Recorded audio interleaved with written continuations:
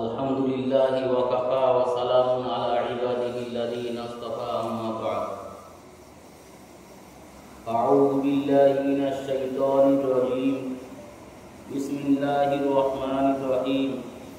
আফামিন হাযাল হাদীসি তা'জাবুন ওয়া তাদহাকুনা ওয়া লা তাবকুন ওয়া আনতুম সামিদুন। আল্লাহ রাব্বুল আলামিন আমাদেরকে শেষ নবীর উম্মত করে পাঠিয়েছেন।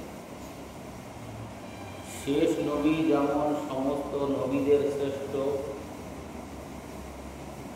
তদ্রূপ উম্মতে মুহাম্মাদী সমস্ত উম্মত অপেক্ষা শ্রেষ্ঠ।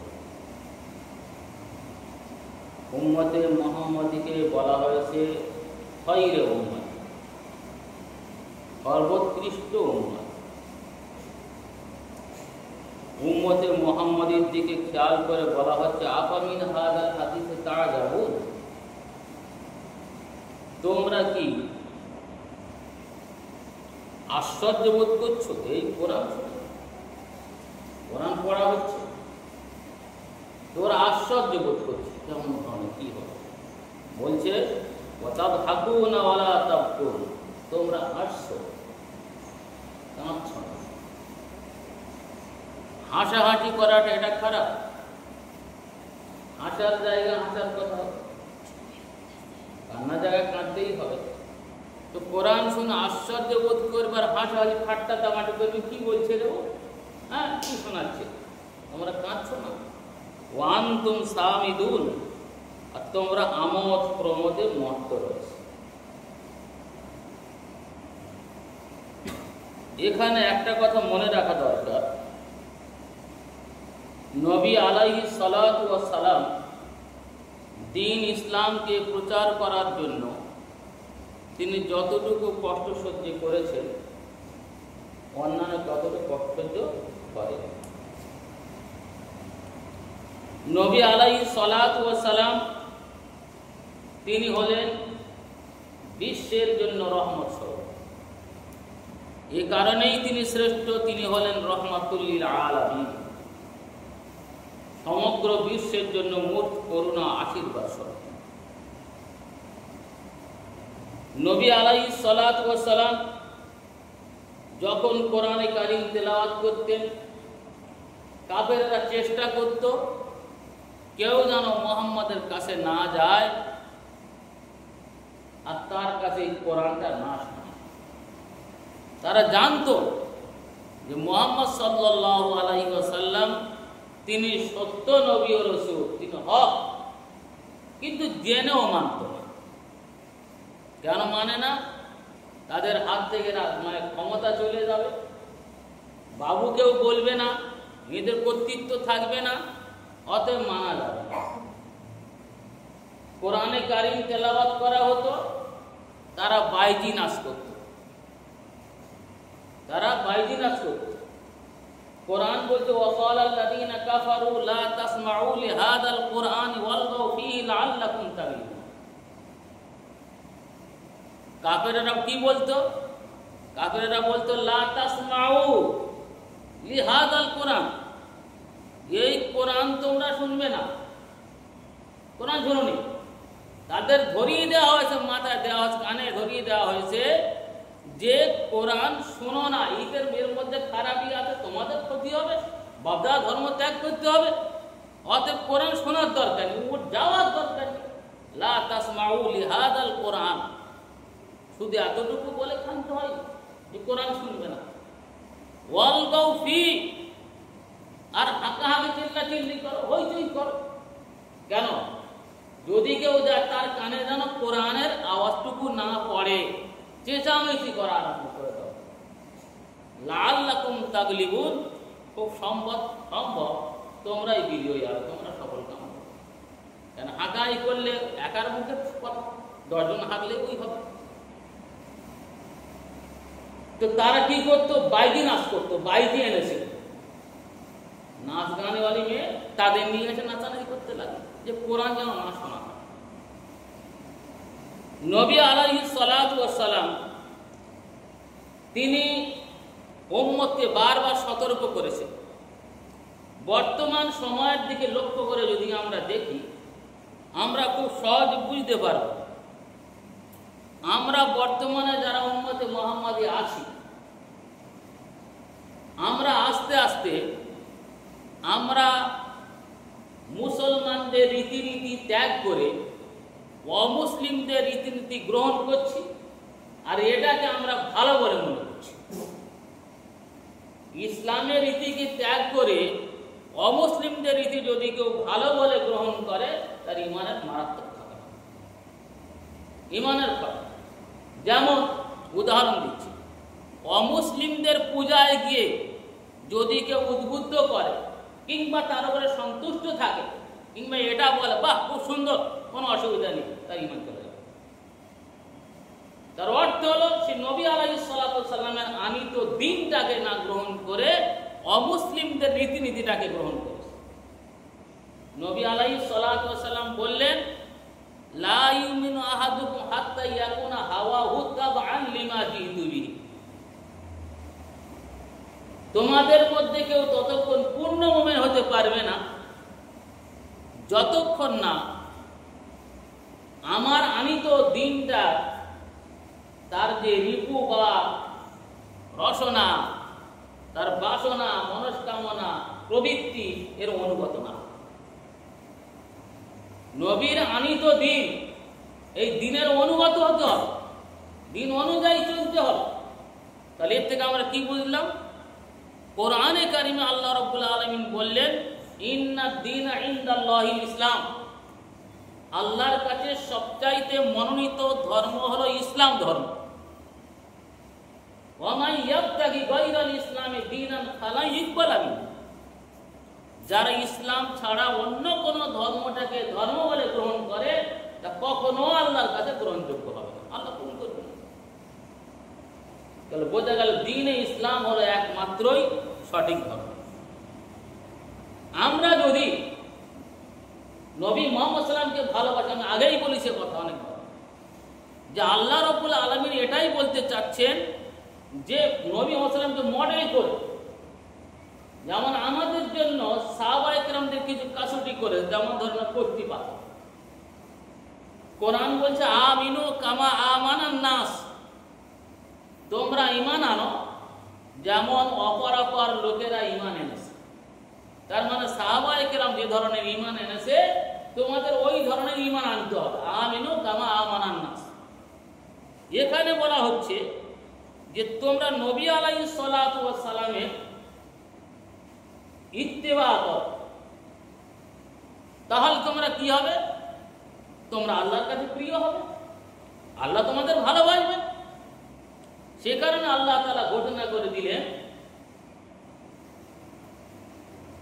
নবীকে বলতে বলেন, কুল, হে নবী তুমি বলো, ইন কুনতুম তুহিব্বুনাল্লাহ, যদি তোমরা আল্লাহকে ভালোবাসো, যদি তোমরা আল্লাহকে ভালোবাসো, ফাত্তাবিউনি, তবে আমার ইত্তেবা করো, ইতাআত অনুসরণ করো। যারা আল্লাহর ভালোবাসতে চায় তারা যেন নবীর অনুসরণ করে, নবীর ইত্তেবা করে। তা আল্লাহ রাব্বুল আলামিনের পেতে গেলে নবীর মাধ্যম দিয়ে আমাদের যেতে হচ্ছে। নবীর যত প্রিয় মনে করবে তত আল্লাহর বেশি প্রিয় মনে করবে। এখানে বলে ফাত্তাবিউনি ইউহিব্বুকুমুল্লাহ, তোমরা আমার ইত্তেবা করো, আল্লাহ তোমাদের ভালোবাসবে। মানে ইউহিব্বুকুমুল্লাহ, আল্লাহ তোমাদের সওয়াব দেবে। এখন নবীর অনুসরণ করার জন্য আল্লাহ তাআলা বললেন, কোরআনে আরো বলা হয়েছে, লাকাদ কানা লাকুম ফি রাসূলিল্লাহি উসওয়াতুন হাসানাহ, তোমাদের জন্য রাসূলের মাঝে উত্তম আদর্শ বিদ্যমান। তা দেখা যাচ্ছে যে রাসূল সাল্লাল্লাহু আলাইহি ওয়াসাল্লামের যে আদর্শ, সেই আদর্শটা কিন্তু আমাদের গ্রহণ করতে হবে। এখন আমরা যদি আদর্শ না গ্রহণ করি, বাপ মার যেমন সম্মান দেখাতে হয়, বাপ মার খেদমত করতে হয়, আল্লাহ রাব্বুল আলামিন যত জায়গায় নিজের কথা বলেছেন তত জায়গায় বাপ মার কথা বলেছেন। নিজের উল্লেখ করতে গিয়ে বাপ মার উল্লেখ করছে। আল্লাহর সঙ্গে কারো শিরক করবে না, আল্লাহর মানতে হবে, বাম্মারও সেবা করতে হবে, বাম্মার মেনে চলতে হবে, তার আদর যত্ন করতে হবে, তার বাম্মার গুরুত্ব দেওয়া হবে। এখানে নবী আলাইহিস সালাতু ওয়াস সালাম বলা হচ্ছে যে নবীর যারা ইত্তেবা করবে তার কি করবে, তারা আল্লাহর প্রিয় হয়ে যাবে। এখন আমরা দেখি, যদি আমরা স্বাভাবিকভাবে আমরা এটাই বলি যে আমরা নবীর প্রেমিক, আমরা নবীর ভালোবাসি। আচ্ছা, যদি কেউ এরকম করে, কোনো একটা লোক যদি প্রখর রৌদ্রে মাঠে কাজ করে আসলো, আসার পরে খুব পিপাসা লেগেছে, এখন তার স্ত্রীকে বলছে দেখো আমার এক গ্লাস পানি দাও, আমি পানি পান করব। যদি তার পানি না দিয়ে তার গা হাত পা ভালো করে তেল দেয়, মলে দেয়, মুখে চমকায়, সত্যি কি তার স্বামীর খেদমত করলো? কথা মানা হলো কি না? তার স্বামী খুব সন্তুষ্ট হয়ে যাবে? হবে না। অনুরূপভাবে যদি আজকের দিনে আমরা বলি আমরা মোহাম্মদকে ভালোবাসি, আচ্ছা ভালোবাসি তো অন্তরের কাজ, ভালোবাসার কথা বলতে হবে কেন? যে আমি ভালোবাসি, আমার কাজে, আমার চালচলনে তাতে বোঝা যাবে আমি ভালোবাসি কিনা। একটা ছেলে তার বাপের ভালোবাসে, বলতে হয় গ্রামে গ্রামে, ভাই আমি আমার বাপের খুব ভালোবাসি, বলতে হয় না? তার চালচলন, কথাবার্তা, আচার, বাপের সঙ্গে ব্যবহার তার ভালো থাকলে আলহামদুলিল্লাহ সবাই জানবে বাম্মার সেবা করে, বাম্মার ভালোবাসে। তো আমরা এখন ধরেছি আমাদের খাতা কলমে লিখে দেবো, যেমন গীত করে না, পঞ্চায়েত বা আরো সব জায়গায় করে, খাতা কলমে লেখা থাকে রাস্তাটা কাজ হয়ে গেছে, কিন্তু মোটে কাজ হয়নি, কিন্তু খাতা কলমে লেখা আছে কাজ হয়ে গেছে, এটা কিন্তু আসল কাজ হলো না। অনুরূপভাবে যদি আমরা সত্যিকারের নবীর না ভালোবাসি, নবীর আদর্শে আদর্শিত না হই, তাহলে আমাদের মুখে এই দাবি যে আমরা নবীর ভালোবাসি কথাটা একেবারে ধোকা, তঞ্চকতা ছাড়া কিছু ধোকা দেয় না। নবীর ভালোবাসি কেন? প্রায় জায়গায় এখন লেখা দেখা যাচ্ছে, বা আমরা খুব একটু সাড়া জুগিয়েছি আমরা, যে চলো সবার বলতে হবে আই লাভ মোহাম্মদ। সবাই বলছে, আমরা বলছি, তালে তালে বলে যাচ্ছি, নেচে যাচ্ছি, আই লাভ মোহাম্মদ, আমি মোহাম্মদের ভালোবাসি, আমি দাড়ি শেষে বেড়াই, আমি মোহাম্মদের ভালোবাসি, নবীর কথা মানি না, নাউজুবিল্লাহ, আমি মোহাম্মদের ভালোবাসি, আমি নবীর আদর্শ অনুযায়ী চলি না। আরে একটা কথা তো বুঝতে হবে, যে যার ভালোবাসে তার অনুসরণ অনুকরণ করে সে চলে। কবি বলছেন তাসিল ইলাহ ওয়া আনতা তাযার হুব্বাহু ওয়া হাযাল উমরি ফিল ফিআল বাদিউ। এরপরে বলছে লাউ কানা হুব্বুকা সাদিকান লা তাতাহু ইন্নাল মুহিব্বা লিমান ইউহিব্বু মুতিউ। আমরা দাবি করছি আমরা আল্লাহর ভালোবাসি, বলছে তাসিল ইলাহ ওয়া আনতা তাযার হুব্বাহু, তুমি দাবি করছো আমি আল্লাহর ভালোবাসি আর প্রকাশ করে দিচ্ছ, কিন্তু তুমি কি করছো? তাসিল ইলাহ, তুমি আল্লাহর নাফরমানি করছো, আল্লাহর কথা মানছো না, নাফরমানি করে যাচ্ছ, আর মুখে প্রকাশ করছো যে আমি আল্লাহকে ভালোবাসি। যে লোকটা আল্লাহর ভালোবাসবে সে লোক অমুসলিমদের অনুষ্ঠানে যেতে পারে না, কখনো পারবে না, যেহেতু তাদের ইবাদত ঘর, সে জায়গায় যখন কেউ যাবে তার উপরে আল্লাহর গজব আসবে। মুমিনের বলা সেটা তাদের মধ্যে না থাকে, আল্লাহর গজব না হবে, চলে আসবে। এখন আমরা দেখছি যে যত রকমের পূজা পার্বণ হলে আমরা কিন্তু সবাই হই হট্টগোল করে চলে যাব, চলো ঠাকুর দেখতে হবে, পূজা দেখতে হবে, কেমন হচ্ছে একটু ঘুরিয়ে আনতে হবে। শুধু একা যাবে না, আর বউ ছেলেপুলের সাথে করে নিয়ে যেতে হবে, নাহলে কেমন লাগে। যে গজবের মধ্যে যখন যাচ্ছি সবাই মিলে যাই, আজ মুখে তো দাবি করছি আমরা মুসলমান, মুখে দাবি এটা আমাদের, তাহলে আমরা দেখাচ্ছি তাদের সেইখানে গিয়ে আমরা বেশি করছি। হাদিস বলছে মান কাসরা সাওয়াদা কওমিন ফাহুয়া মিন, যদি কেউ কোনো লোকের মানে কোনো কওমের বৃদ্ধি করে দেয়, মানে কারোর জায়গায় গেলে যে তারা বৃদ্ধি পেয়ে যায়, সংখ্যাধিক্য হয়ে যায়, তারা আনন্দিত হয়ে যায়, তাহলে কি হবে? তারা ওই দলের অন্তর্ভুক্ত হবে। তাহলে আমরা আমাদের স্ত্রী পরিজন ছেলে পুলে নিয়ে আমরা যদি তাদের পূজা পার্বণে, তাদের মেলায় যদি আমরা যাই, তারা খুশি হবে, বেশি হচ্ছে লোক। তাহলে তার আনন্দিত হবে। তার মানে হলো আল্লাহ রাব্বুল আলামিনের অসন্তুষ্টির কারণ হচ্ছে এটাই। মনে করে নেন দুটো ছেলে স্কুলে পড়ে, অনেক ছেলে দুজনের মধ্যে বন্ধুত্ব হয়েছে, একজন মুসলমান একটা অমুসলিম। এখন অমুসলিম ছেলেটা মুসলিম ছেলেটার বলল যে ভাই আমাদের ওই পূজা আছে না, তুইও পূজায় যাবে। তো মুসলমান ছেলেটা বলল যে ভাই আমি তো তোমাদের পুজো দিতে পারবো না। বলে কেন? তোর আমাদের ভালোবাসি না? ভালো তো বাসি মনে করে, যার ধর্ম তার কাছে ঠিকই আছে, কিন্তু আমি যেতে পারবো না। বলে কেন? বলে এটা কি আমাদের অবমাননা? বলতেন না। তার কারণটা কি? বলছে দেখো তুমি যেমন বলছো যে আমাদের পূজা আসো, তাহলে আমি যদি যাই আমাদের ধর্মের ক্ষতি হবে, আমাদের ইমানের ক্ষতি হবে।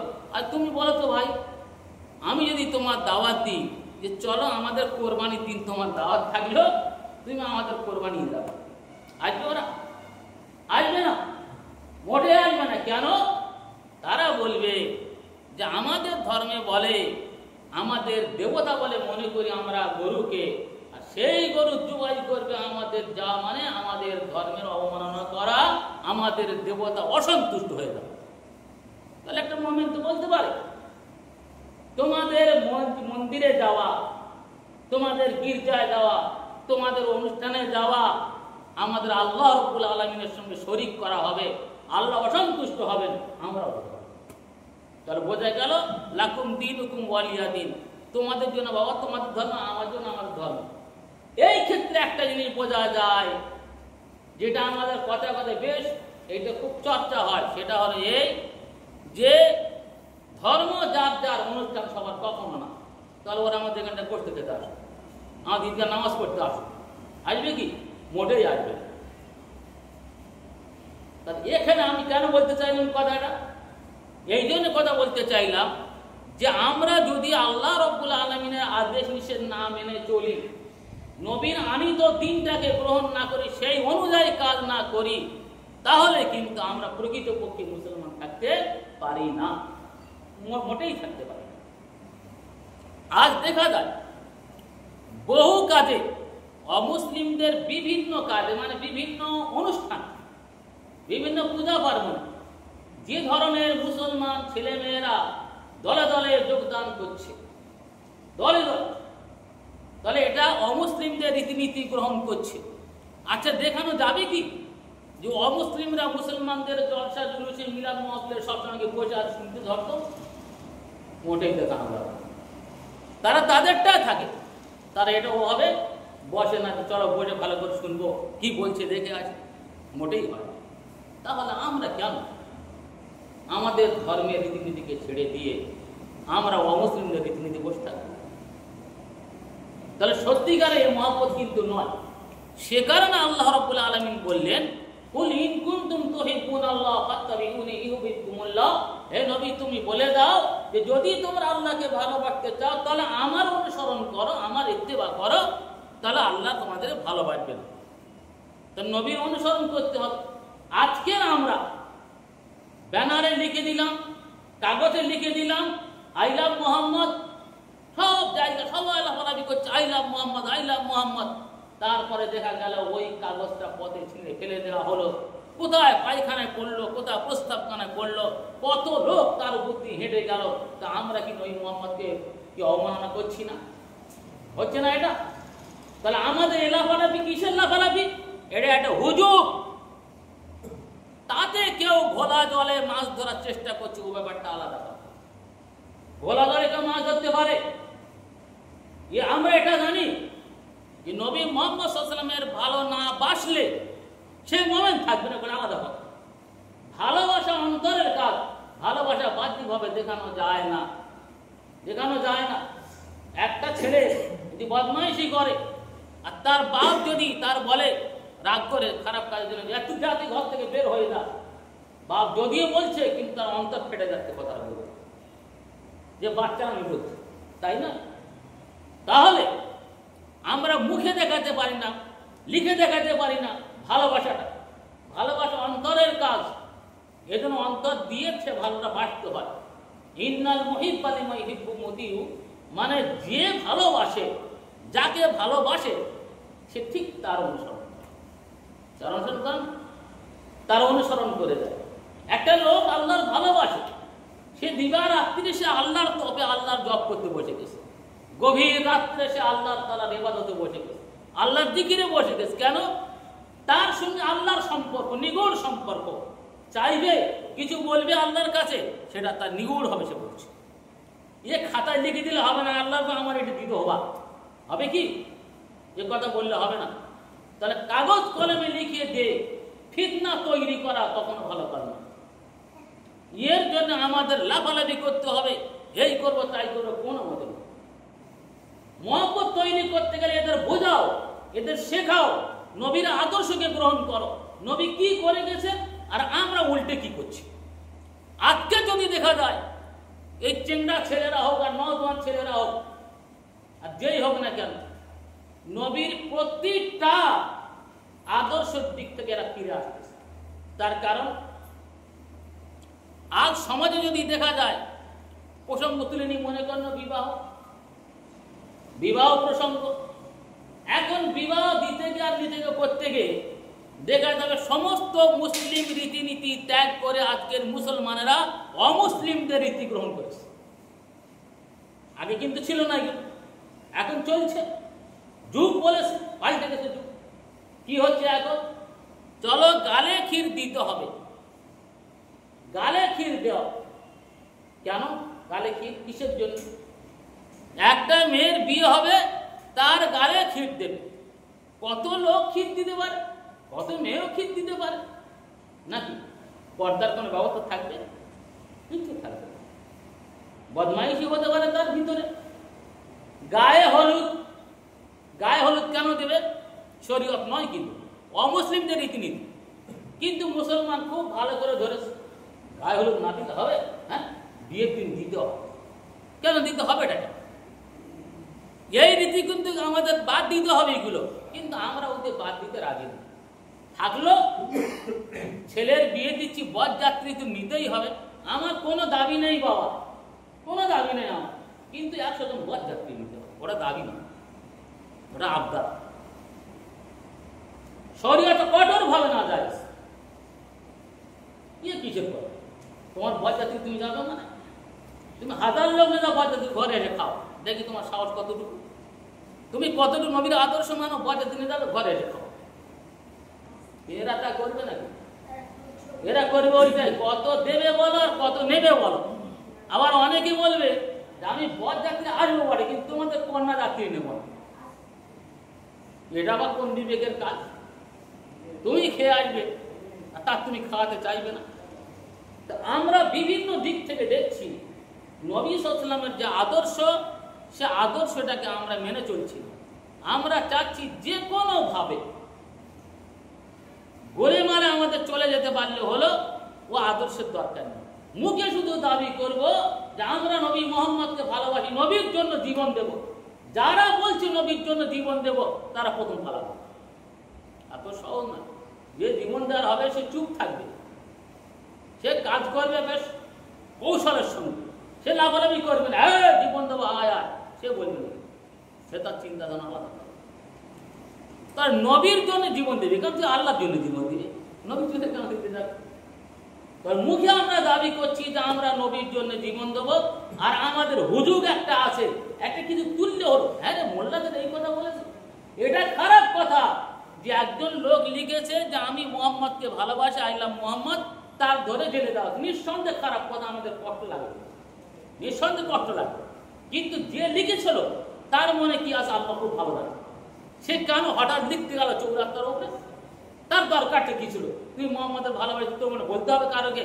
বলে আমি আমার মোহাম্মদের ভালোবাসি, বলতে হবে কেন? কথাটা প্রকাশ করতে হবে কেন? বোঝা গেল এর ভিতরে একটু গড়বড়ি আছে। গড়বড়ি ছিল আগে, সুতরাং গড়বড়ি ছিল। যারা বেরেলি গোত্রের লোক, তারা ওইটা লিখেছিল আই লাভ মুহাম্মদ, গড়বড়ি ছিল তার ভিতরে। এখন এই কথাটা নিয়ে আমরা মুসলমানরা যে মাতামাতি করি বিশাল আকারে, হিন্দু মুসলিম যে একটা সম্প্রীতি একটা আছে, এতে কিন্তু নষ্ট হওয়ার ভয় বেশি। আমরা বলছি না নবী মুহাম্মদের কেউ গাল দুঃখ মেনে নেবে, কথা নয়। কিন্তু কথাটা হলো, যে কথাটা বলে বা যে কথা লিখেতে বলে আমাদের বিশাল কিছু হচ্ছে, এটা কেন? হুজুর কিছু হয় তার জন্য করতে হবে আন্দোলন, সেখানে ঠিক আছে, কিন্তু এর জন্য চলবে এই আন্দোলন, হুজুকে চলবে আমাদের, চলো র্যালি করব, চলো পটকা ফাটাবো, হাওয়া এই করব তাই করব, পরিবর্তন মধ্যে যায় এভাবে নয়। কিন্তু আমাদের ভাবতে হবে যে যদি মুহাম্মদের আমরা অনুসরণ করি, তো মুহাম্মদের যে যাবতীয় রীতিনীতি, তার সুন্নাহ, তার চালচলন, তার কথাবার্তা, তার ব্যবহার সব কিছু অনুসরণ করব, তাহলে দেখা যাবে দুনিয়া একদম স্বাধীন হয়ে যাবে, আর দুনিয়া একবার মুসলমান হয়ে যাবে, সব মুসলমানদের মধ্যে চলবে। কিন্তু আমরা নিজেরা করি। আজকের আমাদের ছেলেপুলে সব কিছুই বলছি, আমাদের কি কথার বাধ্য? আমাদের ছেলেগুলো আজ কথার অবাধ্য। তার কারণ কি? আমাদের ভুল আছে, আমাদের ভুল আছে, অথচ আমরা ঠিক মতো তৈরি করতে পারি, তো ভুলটা আমার। তাই বলে আমরা শুধু মুখে যেন দাবি না করি যে আমরা মুহাম্মাদের ভালোবাসি, এই করে ওই করে, কথাটা নয়। মুহাম্মাদের ভালোবাসতে গেলে চলো মসজিদ ভরো, মসজিদে যাও, নামাজ পড়ো, লোকের সালামের প্রচলন করো। তোমার মাথায় টুপি থাকবে না কেন? তোমার মাথায় টুপি থাক। একজন যে যারা পাঞ্জাবি শিখ, তাদের মাথায় সবসময় পাগড়ি থাকে। কেন থাকে পাগড়ি তাদের মাথায়? তাদের ধর্মের নিয়ম ওটা। নিয়ম কোন কারণে সেটা আমি যাচ্ছি না, ও মুসলমানদের বিরুদ্ধে ছিল সে ব্যাপারটা। তা তাদের ধর্মের নিয়ম হলো এটাই যে মাথায় পাগড়ি দিতে হবে। একটা ছোট বাচ্চা হলেও তার মাথায় পাগড়ি দেখা যাবে। আর আফসোস, মুসলমান পাগড়ি দেওয়া দূরে থাক, এর মাথায় একটা টুপি নিয়ে এত ভাব টুপিটা যে মনে হয় যেন কিলো 50-60 হবে। কেন? এ তো নবীর একটা সুন্নাত, আদর্শটা মানো। অনেকে বলে আরে টুপি দেওয়া তো সুন্নাত কি মোস্তাব। আমি বলে এক মোস্তাব নয়, মোবা। কিন্তু নবী কি কোনো সময় খালি মাথায় ছিলেন? সেটা তো জানতে হবে। তো নবী যখন টুপি ব্যবহার করেছেন, আমরা টুপি ব্যবহার করছি না কেন? বিশাল একটা পরিবর্তন, সব তো হবে নাকি? কিন্তু আমরা কি দিচ্ছি? শুধু মরিতে বের হতে পারলেই হলো, একবার কেন টুপি পকেটে করে ঢোকানো যায় দেখা যাবে। তাহলে আমরা নবীর সুন্নতকে আমরা ধরছি, ধরতে পারছি না, আমরা ধরছি না। কিন্তু আমরা তা নবীর সুন্নত ত্যাগ করছি। অনুরূপ ভাবে নবী যে কথাগুলো বলেছে, ছোট ভালোবাসো, বড় সম্মান করো, সেও আমাদের হচ্ছে না, সেও হচ্ছে না। প্রতিবেশীর হক আছে, প্রতিবেশীর হক নষ্ট করো না, তার কষ্ট দিও না। তোমার হাঁড়ির গন্ধে যেন তোমার প্রতিবেশীর কষ্ট না হয়। এখন আমরা যারা আছি, আমার টাকা আছে, আমি কি কারো বাপের টাকায় কিনে আনছি মাছ, না কারো বাপের টাকায় কিনে আনছি গোস্ত? আমাদের টাকা আছে, আমি কিনে আনবো। বড় মতো একটা মাছ কিনে আনলাম, দেখি জানলে এটা কিরম নিচ্ছে জানো? এটা বুঝলে, ও চাচা কত করে নিচ্ছে জানো? চাচা তা কত? ওর বাবা এত টাকা, 3000 টাকা কিনে বড় ইয়ে নিচ্ছে ভেটকি মাছ। হ্যাঁ বুঝলে চাচা, তোমার বাড়ি রান্না হচ্ছে, তার এত সেন্ট বের হচ্ছে, প্রতিবেশীর নাকে যাচ্ছে, প্রতিবেশীর বাচ্চা আছে, তাদেরও কষ্ট হচ্ছে। আল্লাহ নবী বলছেন লা তুজি রিহাকা লা তুজি জারাকা বিরিহি কিদরি, তুমি তোমার হাঁড়ির গন্ধে তোমার প্রতিবেশীর কষ্ট দিও না। তার মানে তুমি তো ভালো রান্না করছো, আরে তোমার যা হবে একটুকুনি তোমার প্রতিবেশী দাও, সে অন্তত খাও। প্রতিবেশী হক এটা। কিন্তু আমরা প্রতিবেশী কেউ কারো হকটা বুঝি না। যে দেবে সে দিতে চায় না, আর যে নেবে সে নিতেও চায় না। তার কারণ আমার ধরে নাও যতটুকু হয়েছে, আমি তার হয়তো একটা মাছের একটা গেঁদা দিলাম, সে বলবে কি দেওয়ার দোষ, আমার 10 জন খাই আর এই একটা গেঁদা দেশ, ই আন্দার হবা? হ্যাঁ, ও আর খাবে না, নেবে না। কিংবা সে হয়তো দুটো হয়তো বটি দিল, এই আজগুলো ছেলে আর এই দুটো দিলে হয়? দেওয়ার দরকার কি? ঠাট্টা করার দরকার কি? তার মানে ইয়ে নাশ করি করছে। হক ছিল তার প্রতিবেশী। নবী বলছেন যদি তাও হয়ে না ওঠে, ঝোল একটু বেশি করে দাও, ঝোলটা তার দাও, ঝোলটা যা খাক, কিছু তো পেল। কিন্তু আমরা তো প্রতিবেশীর হকই বুঝি না। তাহলে আমরা নবীর কোন আদর্শ গ্রহণ করছি? কোন আদর্শ কিন্তু আমরা মেনে চলছি না। আজ আমাদের সমাজ যেদিকে যাচ্ছে, আমরা যদি সত্যিকারের মোমেন হতাম, যদি নবীর আদর্শ মেনে চলতাম, তো দুনিয়া মুসলমানের পায়ের তলায় এসে পড়ত, দুনিয়া পায়ের তলায় এসে পড়ত। আমি আগেই বলেছিলাম যে মুসলমানের জিত হয়, মুসলমানের হারও হয়, হয় না? হয়। কিন্তু আমাদের দুটো জিনিস মনে রাখতে হবে, একটা হলো হালাল খাওয়া, আর একটা হলো সত্য কথা বলা। হালাল খাদ্য যদি হয় আর সত্য কথা যদি বলে, সে অলি হয়ে যাবে, তার কথা কাজ হয়। কারো মনীষা খুঁজতে হবে তো খুন মানে, সে খুন বলে কাজ হবে। কিন্তু আমাদের তো হালাল খাওয়া হচ্ছে না সঠিকভাবে, আর আমাদের সত্যি কথা ধাপ ধাচ্ছি না, তাহলে আমাদের হবেটা কি? হবে কিছু কি হবে? আমাদের সেজন্য চিন্তা করতে হবে যে আমরা নবীর আদর্শ মেনে চলবো, আদর্শ অনুযায়ী জীবনযাপন করব। আমরা প্রথম আজকের দিনে চেষ্টা করি, আগামী দিন দেখি পথে যার দেখা হবে তার সালাম করবো, যার সাথে দেখা হবে তার সালাম দেওয়া হবে। কিন্তু এটা আমরা পারবো না, হাসবো, সালাম দেবো, চাচা চুপ করে যাবে। আবার দেখা যায় এটা আমাদের লজ্জার বিষয়। আরেকটা কথা হলো এই, খুব ভালো করে দেখা যাবে বর্তমানে হজ করতে যত লোক না যাচ্ছে, তার চাইতে বেশি লোক উমরা করতে যাচ্ছে। যারা উমরা হোক আর হজ হোক, যারা করে আসছে তারা কতটুকু ওই নিয়মটা মেনে চলছে? যে নিয়ম মানা দরকার ছিল তার, সেই নিয়ম কতটুকু মেনে চলছে? তার কারণ নবী বললেন আফসুস সালাম, তোমরা সালামের প্রচলন করো। সব থেকে বড় জিনিস কিন্তু এটাই, সালামের প্রচলন করো। আলামান আরাফতা আমার নাম তার, যাকে তুমি চেনো আলামান আরাফতা, যা চিনো তার করতে পারো, আর যার চেনো না তারও সালাম দাও। তার মানে কি হলো? যাকে তুমি চেনো তাকেও সালাম করো, মুসলমান হলে, আর সে চেনা লোক না হলে তবু তাকেও সালাম করো। তার আমরা কি সালাম করি? এখন যারা ওই হজ করে আর উমরা করে এসছে, তারা কিন্তু আর একটা ভালো পদ্ধতি করে নিচ্ছে, যে আমি হাজি আর আমি উমরা করি, আমি একটা ছোট হাজি, অতএব আমি সালাম দেব না, সালাম দেওয়া যাবে না। আমি ধরে ধরে দিতে পারি, কিন্তু সেটা বলতে যাবো না। তারা কি করবে? তোমার দিকে চেয়ে মাথার নিচে করে চলে যাবে। তার মানে তুমি প্রথম বলো আসসালামু আলাইকুম, তাহলে ও কিন্তু হয়তো উল্টে বলে, তাহলে সে কি কাজ করবে? একটা লোক উমরা করেছে, তার কত ভালো হতো, তার মধ্যে সালাম থাকা দরকার, সে সালাম করবে না কেন? কোথায় কি করে সে? আর সালামে আমাদের লজ্জা কিসের? দিনই কাজ করবো, সব হবে। যে সালাম দেবে তার বেশি সব হবে, যে জবাব দেবে তার সালামটা কম হবে। এখানটা শূন্যদের সব বেশি, ওয়াজিবের সব কম। যে সালাম দেবে তার সব বেশি, 90টা সব পাবে, 1টার মধ্যে 10টা পাবে, তবু আমরা সালাম দেবো না। প্রত্যেকের উচিত আমি চেষ্টা করবো, আমি আগে দেবো, সে চেষ্টা করবে, সে আগে দেবে। যদি দেখা যায় যে একটা লোকের বারবার সালাম দেওয়া হচ্ছে আগে, একদিন কিন্তু সালাম দেওয়া বন্ধ করে দাও, আগে চুপ করে কাটতে যাও। যদি ও সালাম দেয় তাহলে জানবে যে না, ও ঠিক আছে, হয়তো অন্য কোনো কারণে দেয় না, উত্তর দাও। যদি দেখো যে ও সালাম দিচ্ছে না, তাহলে বুঝতে পারবে এই লোকটার ভিতরে কিন্তু মনুষ্যত্ব নেই। এ সালাম দেয় না মানে কি? এর মনের মধ্যে অহংকার আছে, যে আমি মাওলানা, আমি মুফতি, আমি হাজি, আমি গাজী, আমি মাস্টার, আমি অফিসার, ইত্যাদি ইত্যাদি। তাহলে সর্বপ্রথম এইটা মনে করতে হবে, আই লাভ মোহাম্মদ লিখে কাগজে সয়লাভ করার কোনো দাম নেই, বেকার, এই আন্দোলন বেকার। মোহাম্মদের আদর্শটাকে আঁকড়ে ধরো, তার রীতিনীতিকে মেনে চলো, তার সুন্নত করে লোকের কাছে তুলে ধরো। লোক তোমার দেখে এমনি মুসলমান হবে, তোমার আদর্শ দেখে। সালামের প্রচলন করো, আন্তরিকতা বাড়বে, ভালোবাসা বাড়বে, বন্ধুত্ব বাড়বে। সালাম দিলে যার সঙ্গে না ঝগড়া, তার সালাম দাও। যত রাগারাগি থাকে না কেন, তবু তার মাথা নিচু করে বলতে হবে ওয়ালাইকুম আসসালাম। জোরে না বলতেও ঠুক করে তার বলতে হবে, সে বলবো ওটা ওয়ালাইকুম আসসালাম।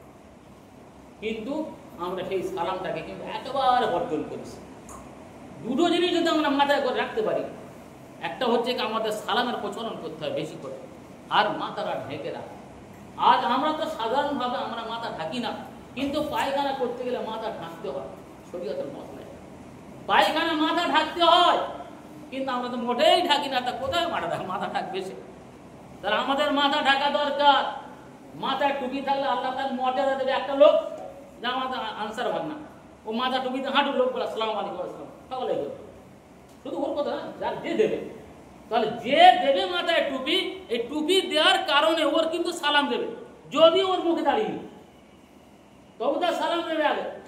অবাক হয়ে যাবে, কিরে নাই শুধু কেন এই সম্মান না? একটা নবীর একটা সুন্নাত মাথা ঢেকে থাকা, সে মাথা ঢেকে রেখেছে, লোক তার দেখে মতো বলে আসসালামু আলাইকুম, সালাম দেবে। এটা আমরা পারবো না ই করতে, কিন্তু না আমাদের হবে না, এটা কুইন্টাল কানেক্ট করে ওজন বেশি আছে। তো যাক, সর্বোপরি কথা যেটা আমি বলতে চাচ্ছিলাম যে আই লাভ মোহাম্মদ বলে যে কথাটা বলার কারণে অনেক গণ্ডগোল বেড়েছে, এটা আমরা এর ধিক্কার জানাই, এর আমরা কঠোর শাস্তিও সেটা বলতে পারি, ধিক্কার জানাতে পারি। কিন্তু এই নিয়ে আন্দোলনে মুখর হওয়া মুসলমান জাতির জন্য মারাত্মক ক্ষতি, মারাত্মক ক্ষতি। এটা হয়তো আমরা সামান্যভাবে বুঝতে পারছি না। আমি যদি কারোর কিচ্ছু না বলি, চুপ থাকি, তো কোনো কথা নেই, মিশি মিশি করে লাফালাফি করে আমার কাছে কি আজ জানিস, এ কিন্তু না মেরে তোর কাজ করতো কি আছে আমার কাছে, কিন্তু আমার কাছে কিচ্ছু নেই, আমরা কিচ্ছু বলতে নি, হাতে নৌকো ছোট, আর কোনো যন্ত্র নেই, লাফালাফি যখন করবো যে আমার প্রতিপক্ষ হবে, সে চিন্তা করবে ওর কাছে কিচ্ছু আসতে, তাহলে আমাদের তৈরি হতে হবে, এটা ভাবতে হবে। তাহলে আমাদের যদি নবীর আদর্শ মেনে চলি, দেখা যায় পুরো দুনিয়া আমাদের কদম করা পায়ের তলায় আসবে। আল্লাহ রাব্বুল আলামিন আমাদের সবাইকে নবী সাল্লাল্লাহু আলাইহি সাল্লামের আদর্শ অনুযায়ী জীবনযাপন করা তৌফিক দান করুন। ওয়া আখিরু দাওয়ানা আলহামদুলিল্লাহি রাব্বিল আলামিন।